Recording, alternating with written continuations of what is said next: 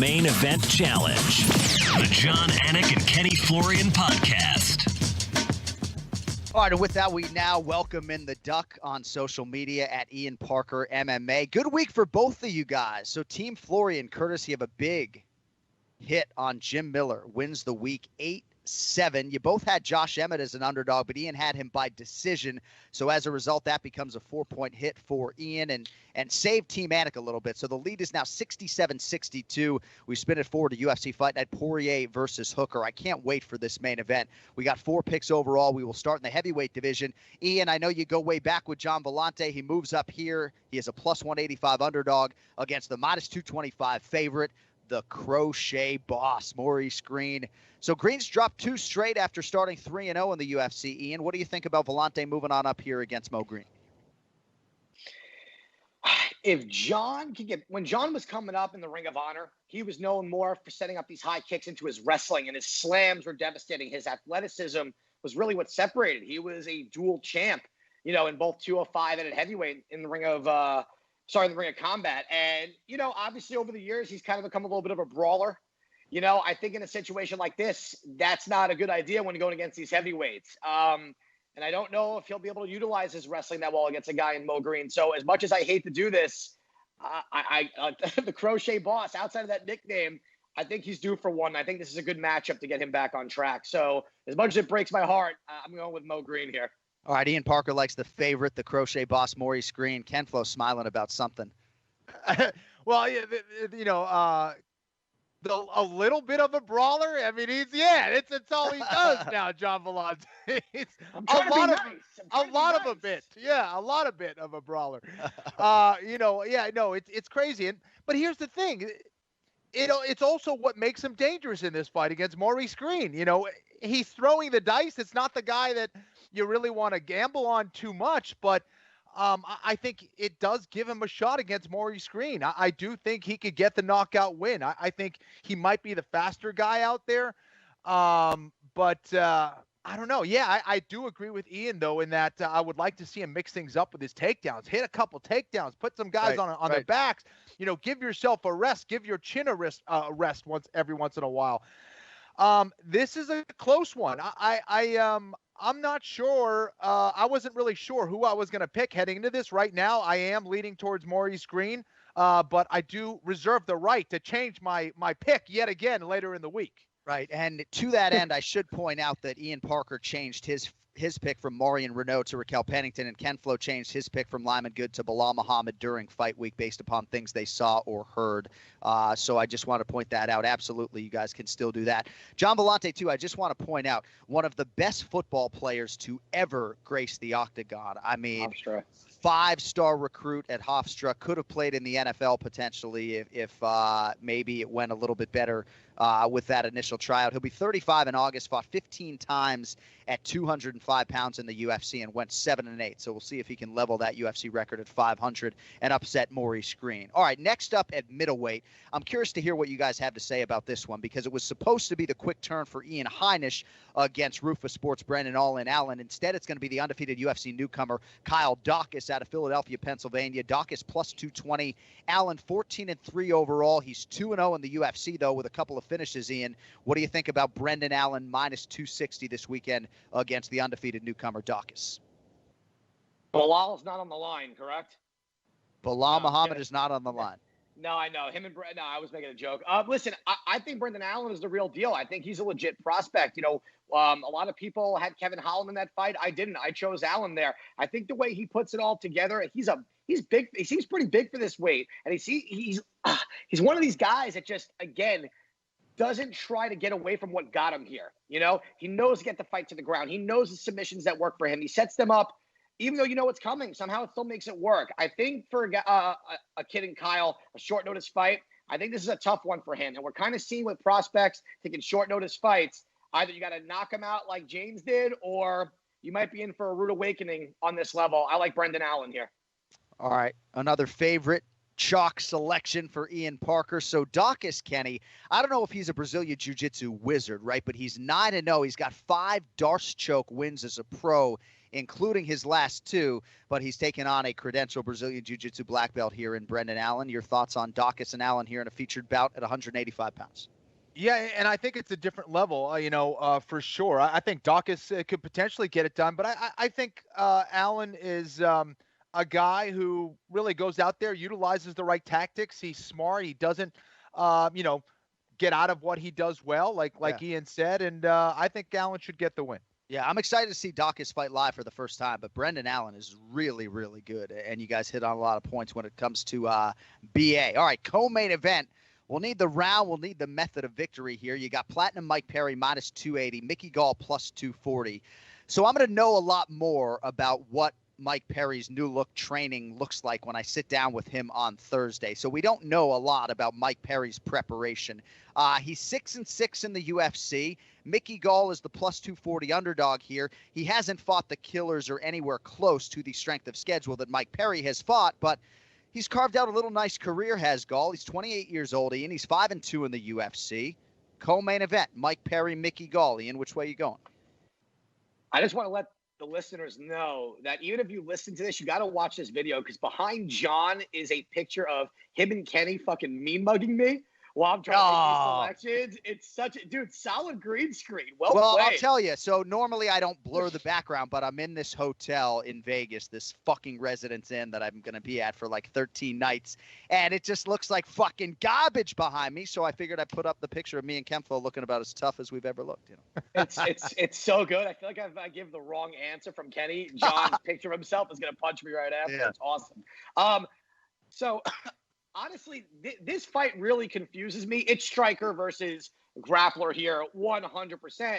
But Mike Perry throws me off. There's a lot of fights where he goes in there and he does surprisingly well. But then, like, this whole training regimen, he's obviously with some new girl, and his Instagram is all about this girl and providing a life for this girl. And all I've seen him do is hit one heavy bag. And I seen a video of that scratch on his head, bloody knuckles. And then I heard that's a video from a little while ago, and I don't know if he's fighting windows, breaking glass. The dude's a fucking nut job, but he's hilarious. Yeah. I'm gonna roll the dice here though on Mickey Gall. I think Mickey Gall is a smart fighter. I don't think he's gonna want to brawl with Mike Perry. I think he knows that. He comes from a really good training camp, and we know for a fact that he's actually in a training camp with human beings compared to Mike Perry.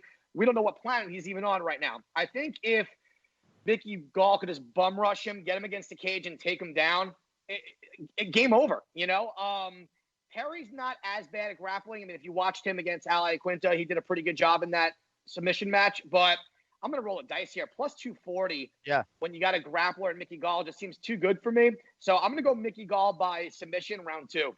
All right, round 2 submission for Mickey Gall is the pick. That's right, Kenny. That's right, Kenny. So I chose the jiu-jitsu guy. Mike Perry's last 2 fights, Jeff Neal, Vicente Luque. He fought Luque super tough. A lot of people felt like he won that fight, then got stopped by Jeff Neal last December at UFC 245. Last win for Platinum Mike Perry, April 2019 against Alex Cowboy Oliveira. Gall is starting to evolve. There's no doubt the fight IQ has improved. Kenny, what do you think about Mickey Gall here against Platinum Mike Perry? I just think that Mike Perry has faced tougher competition than Mickey Gall. I don't think Mickey Gall is that good of a grappler, to be honest. I don't think he has the kind of wrestling that can take someone like Mike Perry down repeatedly. If he's going to get it done, I think I give him a shot maybe in the first round where he's got a bunch of energy and he can mix it up. He should be the taller, rangier fighter out there. But I think Mike Perry's going to find a way to get on the inside and land some big shots. I think Perry probably catches him in and around maybe the second round and gets a TKO win. All right, TKO for Mike Perry in round 2, the pick to click for KenFlo. So we shall see how that co-main event plays out and if Ian stays with Mickey Gall or changes his fucking selection late in the week. All right, main event. 2 top lightweight contenders here, boys. Dustin Poirier, the minus 220 favorite. Dan Hooker comes back at plus 180. We'll need the round, the method, and we're going to have KenFlo lead the main event here. I'm just going to set it up a little bit. So since 2017, guys, Dan Hooker has won 7 of 8. He knocked out Gilbert Burns viciously in July of 2018. Burns has reeled off 6 straight since and is fighting for the welterweight title. Now, it didn't go so well for Hooker when he called out Edson Barboza, but since that loss, he's picked up where he left off. He's won 3 straight again. That included a main event against Felder back in February. I think the line is wider than it should be when I look at Dan Hooker at plus 180. Longo picked Hooker to win, Kenny. What are your thoughts on Hooker in this spot against the obviously credentialed 17-time UFC winner Dustin Poirier? Not a clue. I have no clue what's going to happen. No, this is a tough one, man. Dustin Poirier has a ton of experience, especially in that main event spot. So, for Dan Hooker, I like the fact that he's going to be the taller, rangier fighter. I think he learned a ton against his last fight against Paul Felder. And I think that's going to serve him well in this one against Poirier, who I think is a guy who has been in a lot of tough fights himself. I think that tends to start to wear on you right about this time. Poirier, of course, no shame in coming off a loss against someone like a Khabib Nurmagomedov. But Dustin is tough as hell. I think he's the better grappler. I would like to see Dustin Poirier try to take Dan Hooker down. I don't think it's going to be that easy of a thing against Dan Hooker, who I think will be moving laterally a lot in this fight, or at least should be looking to stick and move and circle a lot, utilize his leg game, utilize that long range. And Dustin also needs to be careful shooting in with those knees. I think Dustin's best path to victory is mixing things up. I can't talk today. And looking for a takedown up against the cage and getting on top and trying to slow Hooker down. I don't think that's going to happen. I see Dan Hooker getting the win here. I'm going to go with a third round TKO, Dan Hooker. Third round TKO for the underdog, Dan Hooker. KenFlo has been outstanding with underdog selections here in 2020. All right, Ian, former interim champion Dustin Poirier, his stoppage of Justin Gaethje, one of several signature wins. Now, there were people even in his camp that thought he was biting off more than he could chew after the war with Max Holloway in April of 2019, and then the quick turn to fight Khabib in September. So I don't believe the circumstances were ideal for Dustin going into that unification bout. I think KenFlo hits on a lot of truths when it comes to the miles on the tank of Dustin Poirier, but I think there's a lot of value in the fact that he hasn't fought since last September, and he has now had 9 months to recover and rebuild. Give us your thoughts on the main event, Ian Parker, ultimately with a selection, please. Where's your boy Dominic Cruz when you need him on my side about the whole miles and all that nonsense? Listen, if you go back and look at those fights, though, the fight against Max Holloway, Dustin led the dance. He didn't really take a ton of damage in that fight. The Justin Gaethje fight, it was the leg kicks, but again, he really was winning that whole fight. Yeah, listen, when you get to this point in the division, this strong, you're going to fight nothing but killers. And outside of the Khabib fight, which again, he didn't take a ton of damage. He got choked out, got taken down. I mean, I think this break does a lot for Dustin. But if you go back and look at Dan Hooker also, I personally scored the fight for Paul Felder, and that's not a knock on Hooker. Paul I thought, won that fight. I think that Dustin's the better boxer, also fighting as a southpaw. Hooker has had a little bit of issues in that department.